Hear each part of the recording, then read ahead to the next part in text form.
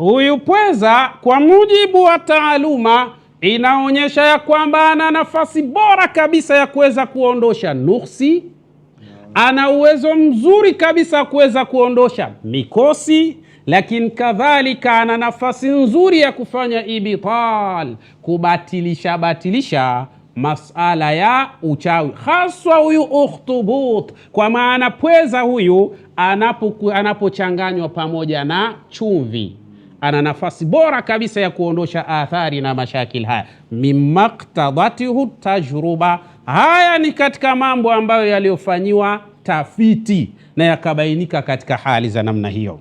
Sasa leo tutakwenda kumtazama al-ukhtubut, huyo pweza ambaye unakuta barabarani kachomwa au kakaangwa, unachukua vijiti unachoma pap, alafu unakula. Wewe unajua unatengeneza nini katika mwili wako? Sasa twende sambamba katika jukwaa letu hili biidhnillah subhanahu wa ta'ala, tukupe maalumati kwa kadiri atakavyotuwezesha Allah subhanahu wa ta'ala. Kwa maana uipweza pamoja na chumvi,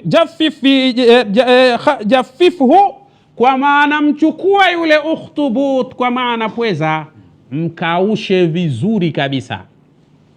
Baada ya kumkausha uweke na ndani yake chumvi, yani msage vizuri upate unga wake, alafu changanya na chumvi halisi kabisa biidhnillah. Wabakhir fil baiti, alafu fukiza pale katika nyumba au makana tijaratin, au kadhalika au bakhir fi makani tijaratin, au katika sehemu yako ya kibiashara fukiza pale biidhnillah subhanahu wa ta'ala. Au man asabahu al-ain was-sihr wal-hasad, au mfukize yule mtu ambaye amepatwa na masala ya uchawi, au amepatwa na masala ya hasadi, au amepatwa na masala ya vijicho biidhnillah. Na kijicho ni hatari, kijicho kina madhara bora hata uchawi kuliko kijicho.